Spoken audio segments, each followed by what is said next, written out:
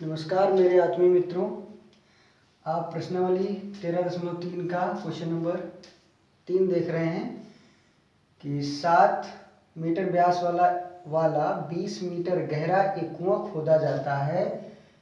खोदने से निकली हुई मिट्टी को समान रूप से फैलाकर 22 मीटर गुणे 14 मीटर यानी कि 22 मीटर लंबाई और चौड़ाई उसकी कितनी है 14 मीटर वाला एक चबूतरा बनाया गया है।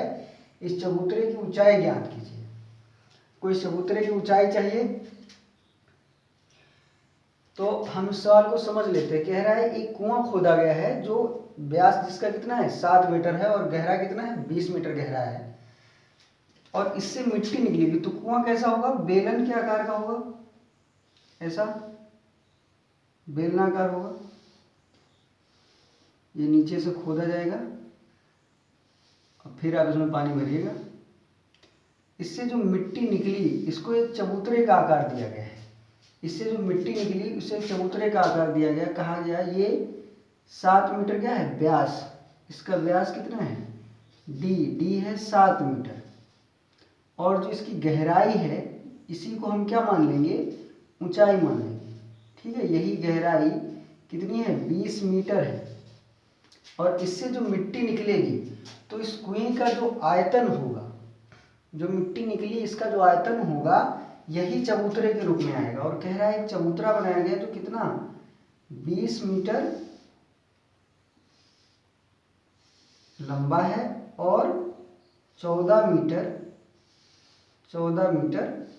चौड़ा है। ऐसे चबूतरा बनाया गया है, चबूतरे के रूप में कन्वर्ट किया गया है। चबूतरे आपने देखे होंगे तो इस तरह के होते हैं। इसकी ये लंबाई क्या दी गई है, लंबाई L दी गई है 22 मीटर और चौड़ाई B दी गई है हमें 14 मीटर। इस तरह से दिया गया है और कहा गया आप हमें ये बताएं इसकी H क्या है। तो इसकी H हम कैपिटल मान लेंगे, बेलन कुएं की H कैपिटल मान लेते हैं, इसकी H हम स्मॉल रख लेते हैं। ये ऊंचाई चाहिए।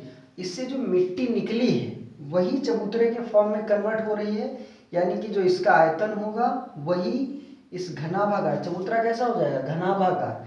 हमने आपको सूत्र वगैरह बता चुके हैं, हमारा अगला जो पीछे का वीडियो है आप देखेंगे तो उसमें सूत्रों के बारे में आपका डिस्कशन हो चुका है।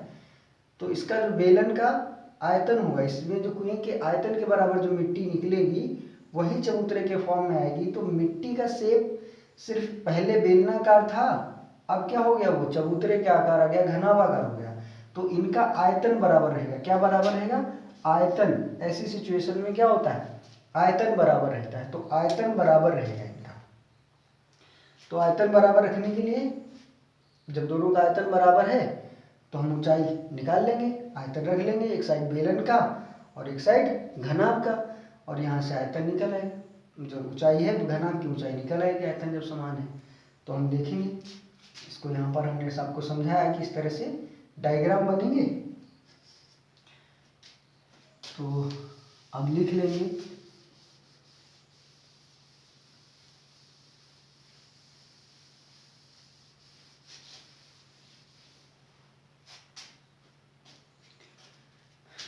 तो लिख लेंगे हम माना चबूतरे की ऊंचाई, चबूतरे की ऊंचाई कितनी है h मीटर मान लेते हैं। कुएं की गहराई, अब जो कुएं का दिया गया है कुएं की गहराई लिख लेते हैं। कुएं की गहराई को ही हम h मान लेंगे, कैपिटल H से लिखेंगे। कितना है 20 मीटर, 20 मीटर गहरा है। कुएं का व्यास कितना है d होता है, व्यास को d डायमीटर होता है, d से दिखाएंगे और यह है 7 मीटर। तो कुएं की त्रिज्या क्या हो जाएगी, कुएं की त्रिज्या क्या हो जाएगी, त्रिज्या r हो जाएगी। r होगी व्यास बटे 2 यानी d/2 होता है, तो हम रख देंगे 7/2 हो जाएगा। इसको ऐसे रख लेंगे मीटर में। तो आर कितनी आ गई, अगर आप अलग से लिखना चाहें तो 7/2 मीटर लिख सकते हैं। तो आर आ गई 7/2 मीटर। हमें क्या चाहिए, इन दोनों का आयतन बराबर होगा, चबूतरे का आयतन और कुएं का आयतन बराबर होगा। तो लिख लेंगे एक साइड चबूतरे का आयतन या घनाभागार चबूतरे का आयतन लिख लीजिए आप, घनाभागार चबूतरे का आयतन हमें चबूतरे की ऊंचाई चाहिए इसलिए ऐसा लिख लिया है, बराबर कुएं से निकली मिट्टी का आयतन या कुएं का आयतन, ठीक है, कुएं से निकली मिट्टी का आयतन, ठीक है।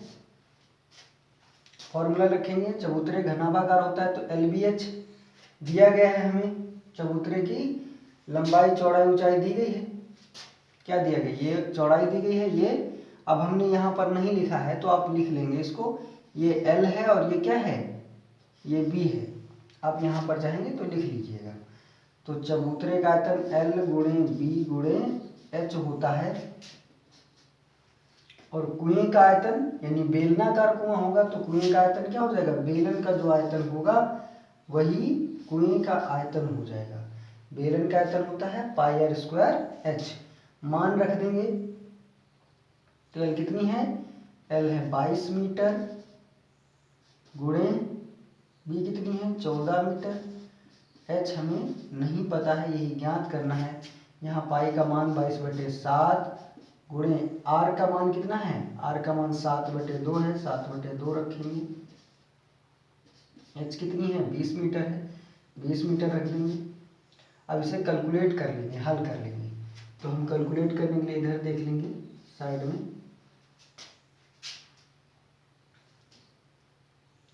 कितना हो गया।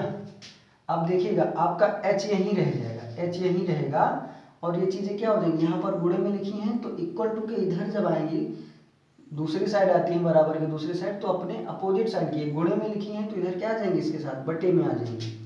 इसको ओपन करके लिखेंगे तो 22/7 और इसका स्क्वायर ओपन कर देंगे तो 7 7 49 और 2 दूनी 4 हो जाएगा, तो ये आ जाएगा 49/2,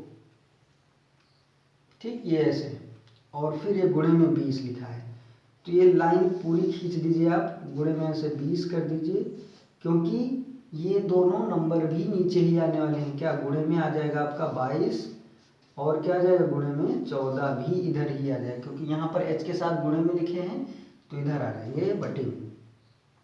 अब देखो 22 से 22 कैंसिल हो जाएगा, ठीक है, 7 × 7 7 7 49 और 7 × 7 7 दूनी 14, ये कट गया, 2 से ये कटेगा, 2 दहम 20 होता है, फिर 2 से कट जाएगा तो कितना आ गया 5, 2 पंचे 10 होता है तो 5 आ गया, तो कितनी आ गई 5 मीटर। तो चबूतरे की ऊंचाई क्या हो जाएगी, चबूतरे की ऊंचाई आ गई आपकी 5 मीटर। आपका ये सवाल हो गया। ऐसे ही और बहुत सारे सवाल हैं, आप करके देखेंगे तो आपको पता चलेगा कि कैसे उनको निकाला जाता है। मैंने फॉर्मूले आपको दे दिए हैं और उनके बेसिस पे आप देख सकते हैं। तो आप सब लोगों को मेरे ये वीडियोस कैसे लग रहे हैं, आपको समझ में क्या आ रहा है या नहीं आ रहा है, इसके बारे में बताएं, अपना कमेंट करें, जिससे कि हम इसमें कुछ और सुधार कर सकें, जो भी आवश्यक लगे आपको बता सकते हैं। और हमारे चैनल को लाइक शेयर सब्सक्राइब करें। आप सभी विद्यार्थियों को धन्यवाद।